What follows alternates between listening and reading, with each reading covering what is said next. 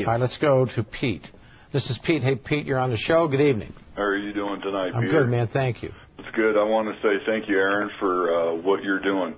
Thank you, Pete. More people. I mean, I've been very aware of what is going on with our government, looking at the newamericancentury.org website and what these men are doing who say that there are our leaders and what they're doing. And I just appreciate, after I'm done talking with you, I'm going to sign up and just keep on.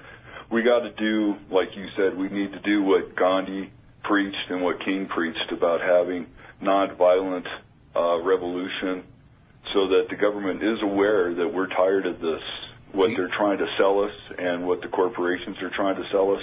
Exactly. And I just appreciate you making this movie and getting people to get started so that they're aware and being a focal point to get this movement going. Thank you. God bless you. We have a slogan for the movie now: one family, one movement, freedom for all.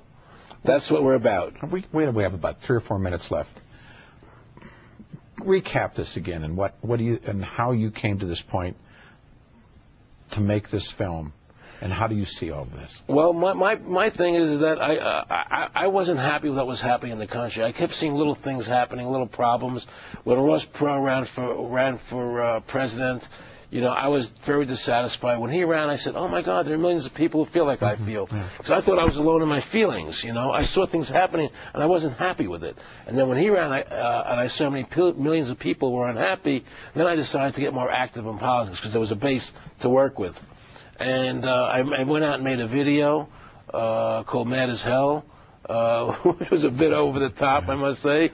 And but yet the content was very good. The style in which I did it was a little strange, I must admit.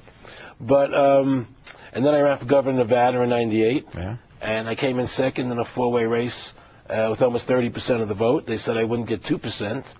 And that's when I found out about the voting machines and what's going on with the voting machines and the Sequoia Pacific machine and the Diebold machine.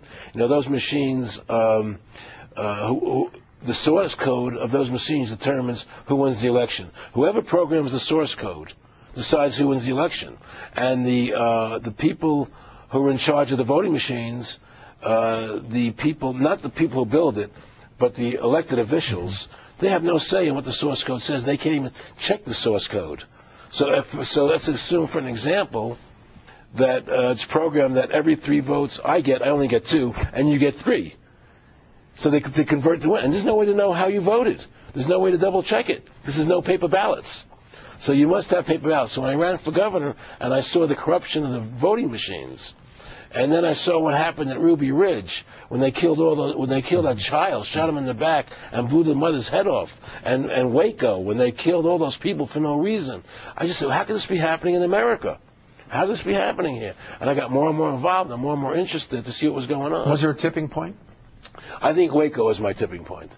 When I saw what happened to Waco, I said, I'm going full-fledged. This is disgusting. They killed all those people for no reason. There was no need for those people to die and to be killed in that fire and burned to death. That was the most disgusting event. The war in Iraq, a disgusting event. When I heard Rumsfeld talking about shock and awe, let's everybody go home, watch on television shock and awe, as if it was a 4th of July fireworks. There are people under that concrete being killed and maimed, children and women and men dying for no reason. For no reason, you know. I had a friend, one of the Rockefellers. He said to me, Aaron, what do you think women's liberation was about? And I said, I think I had conventional thinking. And I said, I think it was about women having equal right to work with men, equal pay, you know. He said, you know what, Aaron, you're an idiot. And he started to laugh at me. So what do you mean? He says, you want to know what that was about? So tell me. He said, we, the Rockefeller Foundation, financed that women's lib movement. You want to know why? For 2 reasons. Half the population wasn't taxable before. And the second reason is, now the kids go to our schools at an early age, and we mold them. There's no more family at home to take care of the kids. The state becomes the family now, Aaron. You get it? And that's how this country is working. It's run by evil. It's run by evil forces. And people in this country better wake up to the truth and save this country from what's happening.